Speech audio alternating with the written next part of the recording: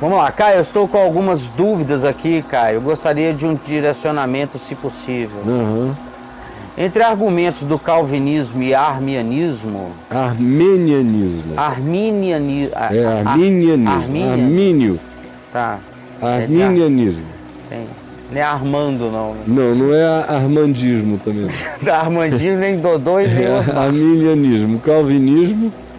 E armandismo. Parece até se fosse Calvin Klein. E Armínio. Podia ser uma marca, uma grife. Uma grife. Calvin Armínio. Calvin. Armani. Armani. Calvin. É um problema entre Calvin e Armani. Isso, eu boto a cueca do Calvin e a blusa do Armani. Isso. Vamos lá, entre a cueca do Calvin e a blusa do Armani, eu procuro entender qual realmente é a plena verdade sobre o Evangelho. Ai, meu filho, você está procurando no lugar errado. Se os dois estivessem vivos hoje, já tinham desistido disso há muito tempo, porque eles eram inteligentes. É porque no tempo deles, o mundo era como o mundo era, a história era linear, eles não tinham nenhuma noção de espaço-tempo, eles não tinham perspectiva nenhuma, Deus estava preso na linearidade do tempo. Então o Armínio dizia, não, quem é livre é o homem, para Deus poder condenar o homem pela liberdade mal exercida do homem. Isso é o Armani. É a grife do Armani. O Armani é a liberdade do homem. O prêt-à-porter dele era ele. O Armani ensinava, faça você mesmo. Sim. Faça você mesmo. É alta costura. Autocostura. Autocostura. Faça você mesmo. É o Armani. Isso. Já o Calvin. Só o Calvin Klein. O Calvin. O Calvin diz, não adianta Klein. O Calvin diz, já está feito. Já está feito. Não há nada que você possa fazer que já não. Você tem que comprar a moda pronta. Sim. É o Calvin. É o Calvin. E o Armani diz, não, eu faço minha própria moda. Essa é a profundidade da briga teológica. De Calvin e Armani. E ambos eram só filhos da limitação praticamente medieval do pensamento. E as doutrinas deles foram totalmente alteradas, mais do que pela percepção da Escritura, que depois que a mente vai crescendo em conhecimento universal, a Escritura vai mudando aos teus sentidos, aí você começa a ver o óbvio na Escritura. E ver que a própria Escritura já dizia isto desde sempre. Mas que o condicionamento da época, que do ponto de vista do pensamento estava confinado ao pensamento aristotélico, especialmente aristotélico, daquela organização grega, linear, cartesiana, sistemática, de uma lógica fechável, no final do processo, os encurralou. Aí eles liam a Escritura e o Armínio lia, o Jorge Armani lia e dizia, não, tem que ficar aberto, que é para o homem poder ser responsável e o juízo ter consequência. Tudo no fim tinha a ver com a consequência do juízo. Tá. Ele vai entrar nessa no final. Não precisa. E o Calvin? E o Calvin Klein? Não só os escolhidos vão vestir essa moda. Só os que Deus chamou. E Deus chamou porque ele já conhecia desde antes quem é que ia ficar bem nesse vestido. Então ele separou alguns para vestir essa roupa. Tem outros que, por mais que se esforçam, nunca conseguirão se vestir. Não consegue fazer o modelo. Não conseguem entrar no modelito. No modelo. Agora, eram duas ignorâncias lendo a Bíblia, do ponto de vista da física. Tá.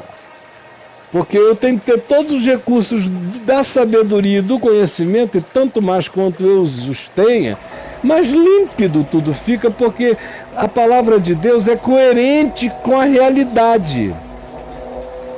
Coerente com a realidade. Tem que ser, senão não é palavra de Deus. Tá. E à medida em que você discerne a realidade, você vê que o tempo é uma dimensão da realidade, mas a realidade não está confinada ao espaçamento, à dimensão espaço-temporal. Ela transcende. Tá. Em muito e totalmente. Isso é só o condicionamento da pequenez do meu olhar. E os caras não tinham essa noção? Nenhuma. Eles são de quando? Século XVI. Tá. É uma briga da ignorância mesmo. A Terra ainda era prática, era plana. A Terra era plana ainda. Era plana. Não tinha nem mapa direito. Não, aí o universo inteiro girava em torno da gente. Sim. Era um mundo muito diferente. Um pré-Galileu, né? Ideias muito pequenas. Aí eles ficam querendo estabelecer e confinar Deus à dimensão reduzida, como esse mapa mundi, que a gente mostrou hoje aqui no programa, que não consegue nem pintar do tamanho certo por causa da perspectiva arredondada da Terra, os próprios países. Imagina eles querendo falar de Deus, a soberania de Deus, a liberdade do homem, limitados ao corredor polonês do espaço-tempo. Hoje você sabe que o espaço-tempo é um detalhe. Você começa a entender pela física o que é eternidade, que eternidade é o não-tempo absoluto. Que o que habita o tempo está em morte, é entrópico, é entropia. Vai esfriar até desaparecer. Agora, o que é não-tempo é eterno. E o Evangelho se nos chama para o eterno. Não trabalha com essas categorias. Não. Para as categorias de Calvino e de Armínio, Deus existe. Para as categorias do entendimento do não-tempo, Deus não existe. Existem as coisas espaço-temporais e as detectáveis e estudáveis. Mas a eternidade não é detectável, não é estudável, ela só é uma imposição do sentido íntimo, da percepção. Mas ninguém a compreende, só não se pode negar. Cada vez se pode negar menos, que o espaço-tempo não confina o todo, nem o tudo, nem coisa alguma. Aí ele vem conversar sobre Calvino e Armínio. É uma conversa medieval, porque ela viaja por dentro de uma física que eles não conheciam. E a Escritura não está nessa briga. Quando Deus diz a Moisés perguntando, qual é o teu nome? Quem é que eu digo que me enviou? E ele diz que eu sou, te enviou. E quando Jesus diz que ele repete que ele é o Deus de Abraão, de Isaac e de Jacó, portanto ele é o Deus de vivos e não de mortos, e usa o tempo verbal no presente, eu sou, não é eu fui, eu era, eu sou. Para ele todos vivem. Ele acabou com o espaço-tempo ali. E aí esses caras caem por terra, na hora. Fica tudo... Não, o pobre do Calvino é usado nesses últimos 400, 500 anos por um monte de gente, desculpa, até são cultos alguns, mas do ponto de vista filosófico e do ponto de vista da consciência do que há de ponta, da melhor percepção do significado do espaço-tempo, são totalmente ignorantes. Se um cara que tem a perspectiva e dimensão do que está provado sobre a natureza do universo, não entra mais nessa de jeito nenhum. Você tem que estar agarrado aos livrinhos medievais para ficar perdendo tempo com isso. Estão obsoletos os caras. Meu Deus, já não era pertinente aquela briga toda. Agora, não só deixou de ser pertinente, mas é ridículo. Para mim é patética essa discussão.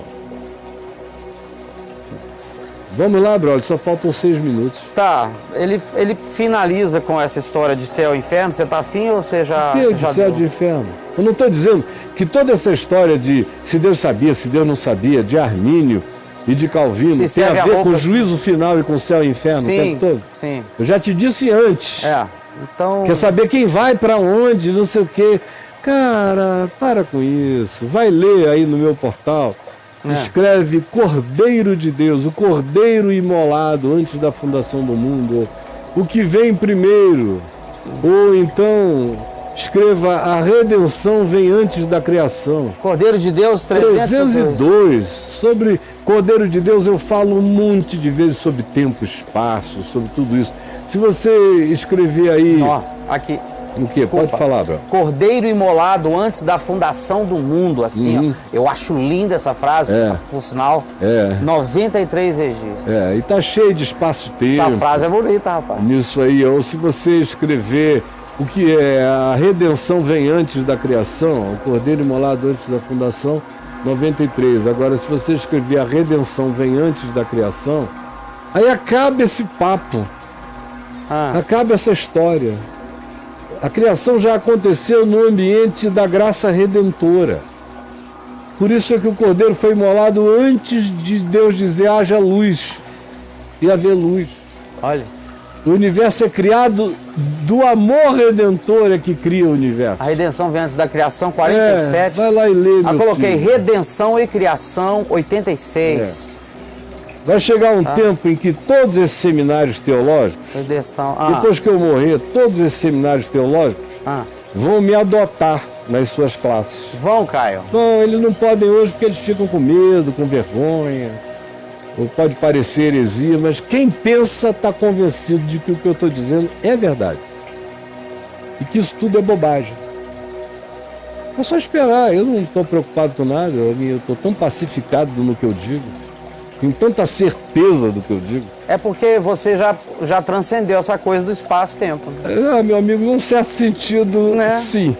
Desculpa, né? Estou aqui, mas num certo sentido já não estou há algum tempo. Já era. Tá na nuvem. Eu já assisti meu funeral. Isso. Já assisti meu funeral. De eternidade em eternidade. Hoje eu sou uma assombração vagando entre vocês. Mas eu assisti meu funeral em 98 para 99. Foi o ano do meu funeral. Vamos lá, brother.